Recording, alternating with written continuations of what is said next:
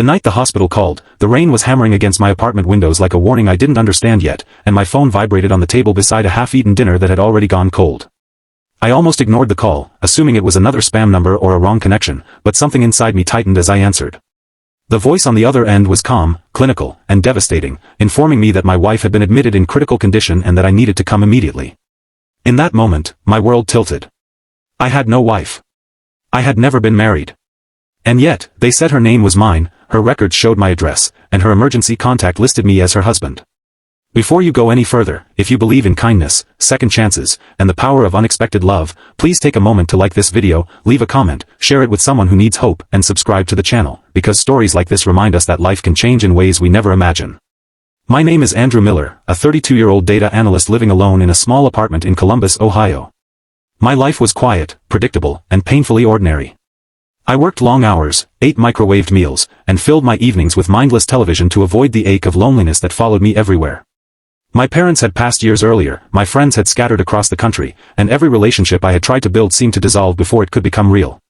So when the nurse repeated the name, Grace Harper Miller, and insisted I was her husband, confusion and fear collided in my chest.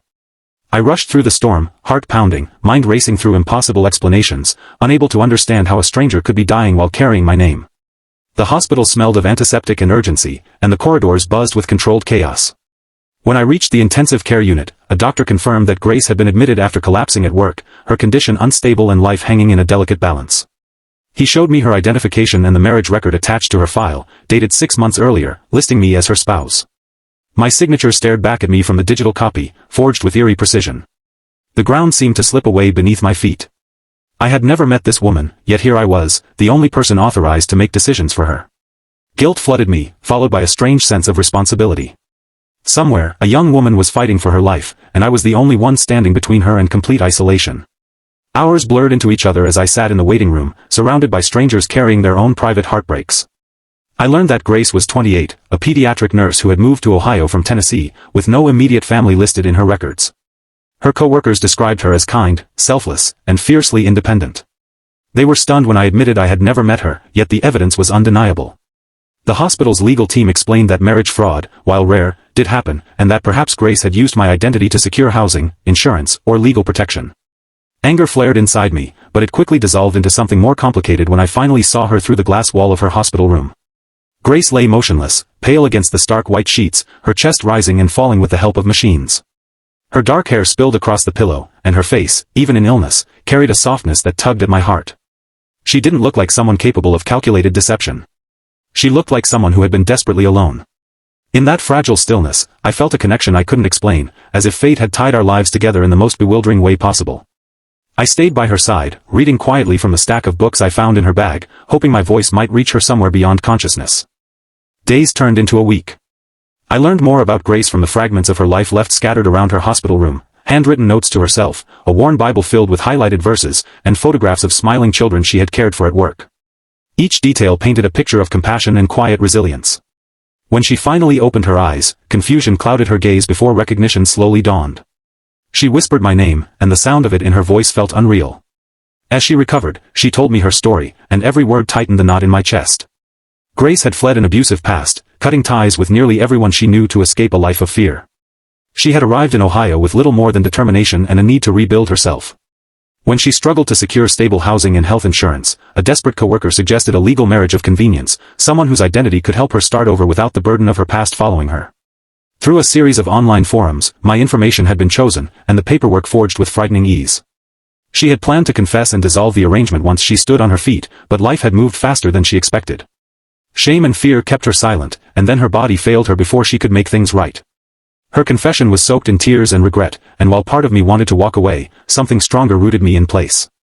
I saw a woman who had survived more than most, who had only wanted safety and a chance to breathe. I saw a life that had nearly been extinguished, and I realized that anger would not bring healing to either of us. Instead, compassion rose, quiet and steady, urging me to stay. As Grace regained her strength, we spent long hours talking, sharing our stories, discovering surprising similarities in our dreams and disappointments. We laughed about small things, mourned old losses, and slowly built a fragile trust. The legal complications were daunting, but the hospital social worker and a patient attorney helped us navigate the process. We could have annulled the marriage immediately, erased the entire ordeal, and returned to our separate lives. But something had changed between us. In the space where fear and confusion once lived, hope began to grow. After Grace was discharged, she had nowhere to go but my apartment. What began as an awkward arrangement turned into something gentle and genuine. We cooked meals together, walked in the evenings, and prayed quietly before bed, grateful for another day. The walls I had built around my heart softened as I watched her rediscover joy in small moments. She brought warmth into my sterile routines, and I offered her stability and patience. Love, I learned, doesn't always arrive in predictable ways. Sometimes it enters through chaos, wearing the disguise of crisis. Months later, standing in a small chapel in Dayton, Ohio, we chose each other openly and honestly. Our second wedding was simple, witnessed by a handful of friends and hospital staff who had become family. There were no grand speeches or elaborate decorations, just gratitude and a deep sense of peace. Grace walked toward me with steady steps, her eyes bright with tears and courage, and I understood then that what began as a mistake had transformed into a miracle. Life since then has been far from perfect. We carry scars, doubts, and memories that resurface when we least expect them. But we face them together, anchored by faith and the knowledge that we were given a second chance. Our home is filled with laughter, prayer, and the quiet comfort of belonging. And every night, as we hold hands before sleep, I thank God for the call that shattered my world, because it also rebuilt it in ways I could never have imagined. If this story touched your heart, please take a moment now to like this video, leave a comment, share it with someone who needs hope, and subscribe to the channel. Your support helps keep stories of love, healing, and second chances alive. And before this story ends, we have a special request for you. Please comment the word grace if you believe that even the most unexpected beginnings can lead to beautiful endings. Because sometimes, the call that breaks you is the one that saves you, and the stranger you never knew becomes the soul you cannot live without.